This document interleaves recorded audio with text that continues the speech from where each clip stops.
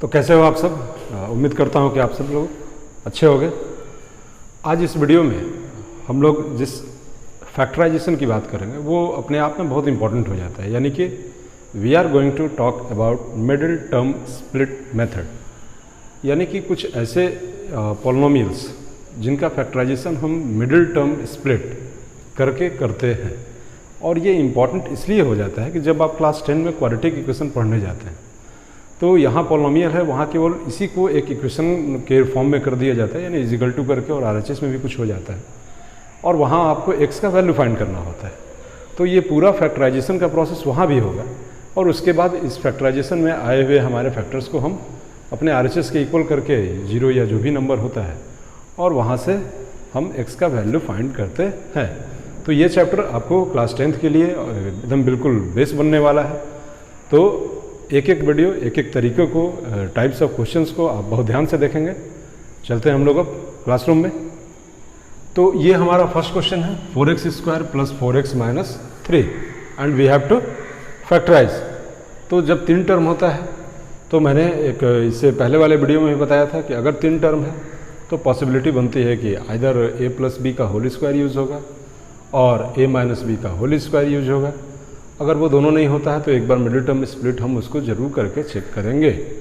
तो ये 2-3 तरीके या कॉमन लेके चेक करते हैं। तो यहाँ जो है इसको पहले हम मिडिल टर्म स्प्लिट से करते हैं।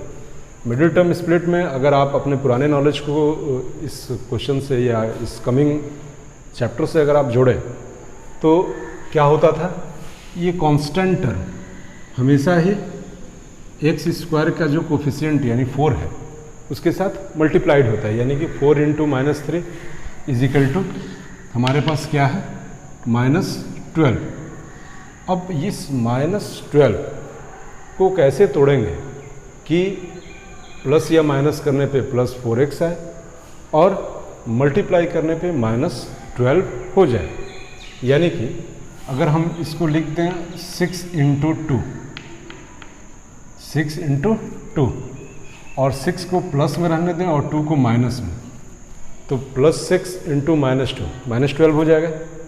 और +6 में से -2 जब होगा तो क्या आ जाएगा हमारा 4x, यानी कि 12 को हम इस 2 तरीके से या 4 को इस 2 तरीके से तोड़ेंगे ताकि हमारा दोनों का दोनों जो रिक्वायरमेंट है वो पूरा हो जाए। यानी कि 4x² को 4x² और इस 4x को हम लिख सकते हैं 6x - 2x और ये -3 फिर -3 रहेगा।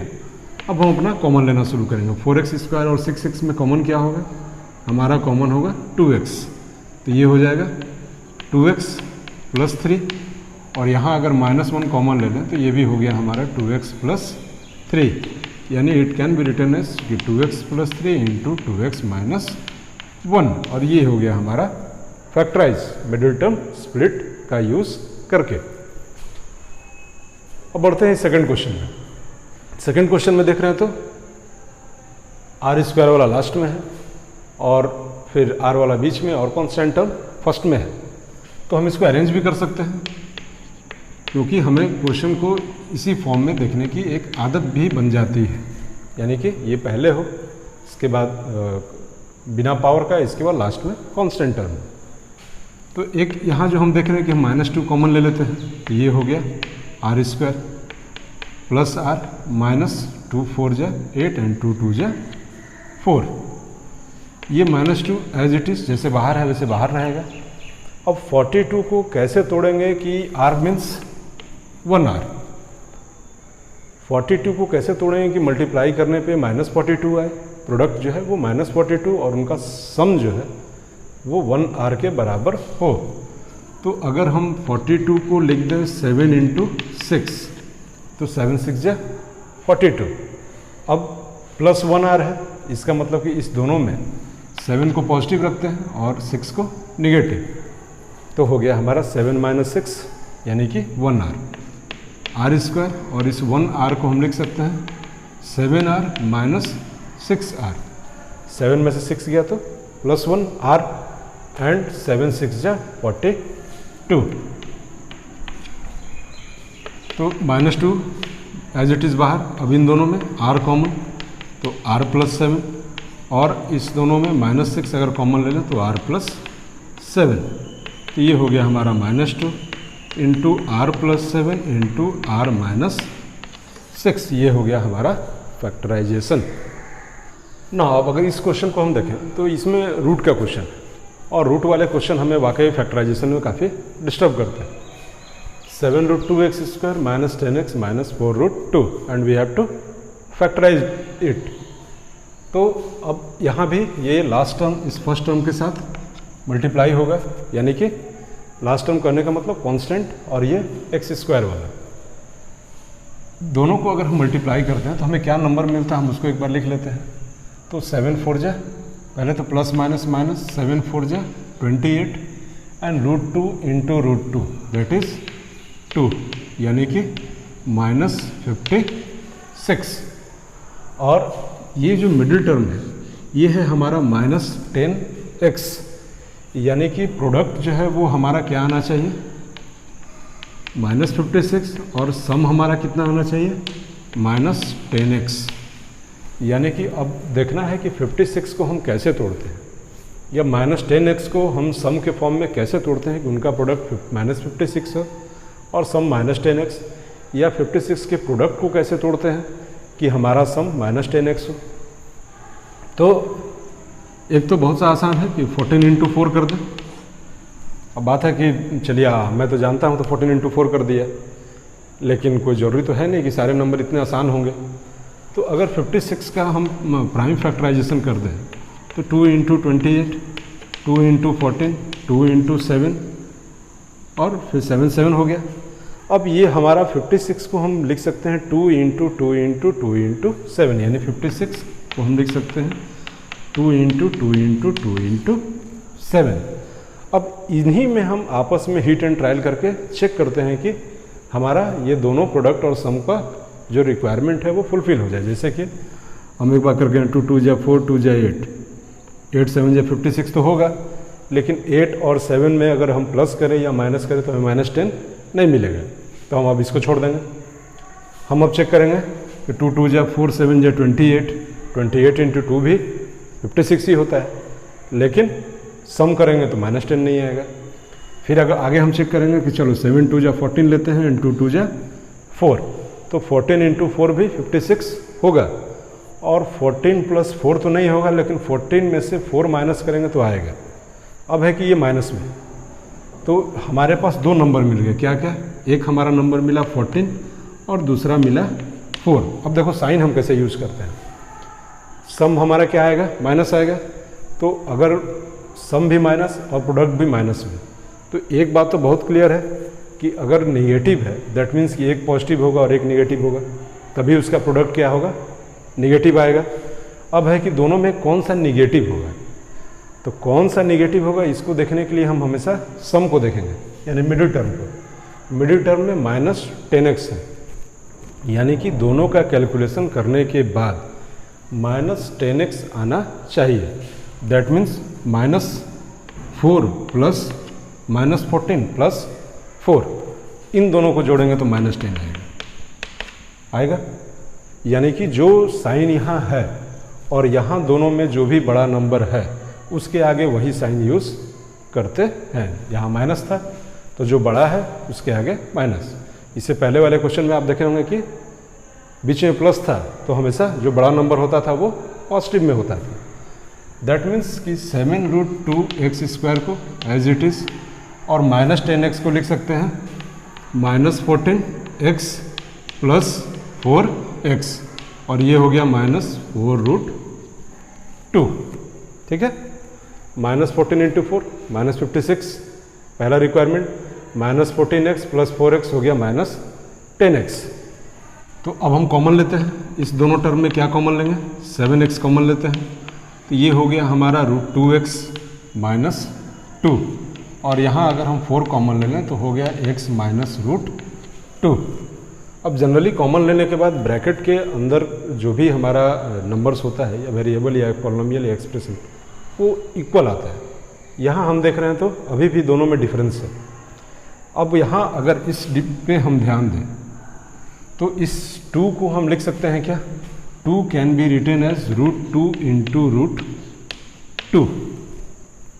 तो अगर इस 2 को हम √2 इंटू √2 लिख सकते हैं तो एक √2 और यहाँ भी √2 है तो एक √2 कॉमन भी हो जाएगा, यानी कि 7x तो पहले से कॉमन था, एक √2 भी हम कॉमन ले लें तो ये √2 बाहर चला गया, बच गया x माइनस 2 को हमने क्या लिखा था √2 इंटू √2, तो एक √2 तो कॉमन में चला गया, एक √2 हमारा अंदर बच गया और ये हो गया 4 इंटू एक्स माइनस √। अब दोनों ब्रैकेट में हमारा बिल्कुल सेम चीज़ है। अब इसको थोड़ा सा अरेंज करके लिख देंगे, यानी कि 7√2x प्लस 4 और दूसरे ब्रैकेट में हमारा क्या बच गया x माइनस √2। तो इस तरह से रूट के क्वेश्चन को हम फैक्टराइज करते हैं by using middle term splitting method. अब इस क्वेश्चन को अगर देखें तो इस क्वेश्चन में है कि 4 इंटू एक्स स्क्वायर प्लस 1 का whole square plus 13 into x square plus 1 minus 12, और इसको क्या करना है हमें फैक्टराइज। अब यहाँ हमें ध्यान क्या देना है कि अगर दोनों इस ब्रैकेट को देखें तो दोनों ब्रैकेट में जो हमारा वेरिएबल्स और नंबर्स है वो बिल्कुल सेम,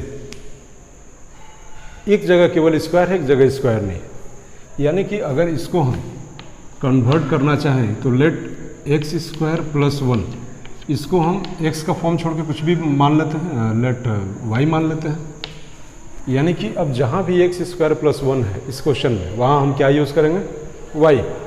तो ये हो गया हमारा 4 इंटू, इसके जगह पे तो y लिखेंगे और इसका स्क्वायर था इसलिए ये 4y स्क्वायर, और ये हो गया हमारा प्लस 13 और इसको क्या लिखेंगे y माइनस 12। अब ये मिडिल टर्म स्प्लिट करना आसान हो गया, 12 इंटू 4 48 को कैसे तोड़ेंगे कि सम हमारा 13 आए और प्रोडक्ट हमारा माइनस 48 आए, क्यों? क्योंकि ये माइनस में और ये पॉजिटिव नंबर है। तो minus 12 into 4 is equal to minus 48, और इसको ब्रेक करके 13 भी लाना है। तो हम क्या करेंगे 48 को हम लिख सकते हैं 16 इंटू 3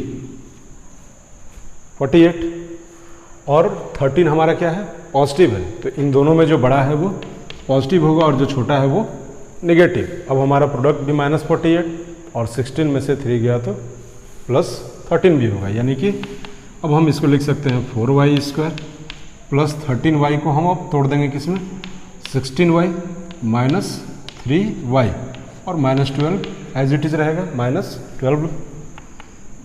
इस दोनों में कॉमन लिए क्या 4y, तो ये हो गया हमारा y प्लस 4, यहाँ हमने ले लिया माइनस 3 कॉमन तो ये भी हो गया y प्लस 4, ये हो गया हमारा y plus 4 into 4y minus 3, और लास्ट में इस y के वैल्यू को ले आके पुट कर देंगे, यानी कि y को रिप्लेस कर देंगे, यानी कि एक्स स्क्वायर प्लस 1 प्लस 4, और यहाँ 4y की जगह पे फिर एक्स स्क्वायर प्लस 1 माइनस 3, तो ये एक स्टेप और जाएगा, इसको एक स्टेप और आगे हम कर देते हैं, यानी कि ये हो गया x square plus 4 plus 1 that is 5, और ये हो गया हमारा 4x स्क्वायर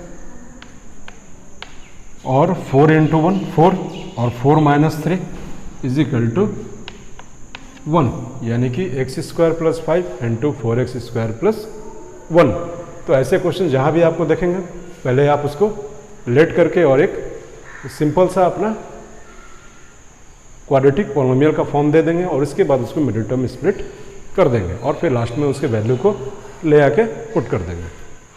सो इस क्वेश्चन को जब हम मिडिल टर्म स्प्लिट करेंगे तो यहाँ पावर 6 है, यहाँ पावर 3 है, और लास्ट में तो एज इट इज जैसे हर क्वेश्चन में कांस्टेंट था वैसे यहाँ भी कांस्टेंट टर्म मिला हुआ है।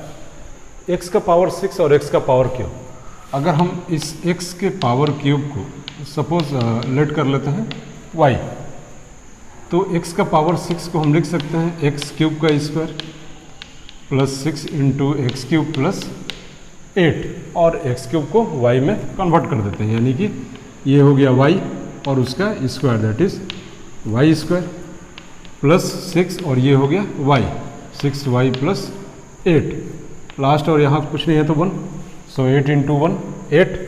8 को कैसे तोड़ेंगे कि 6 होगा, ये तो बहुत सिंपल है, 4 2 जा 8, 4 और 2 को ऐड करेंगे तो 6 भी होगा। तो Y square plus 4y plus 2y, ये 6y को हमने तोड़ा है दो फॉर्म में, 4y प्लस 2y, और ये हो गया 8। y कॉमन तो y प्लस 4, यहाँ 2 कॉमन, सो y प्लस 4।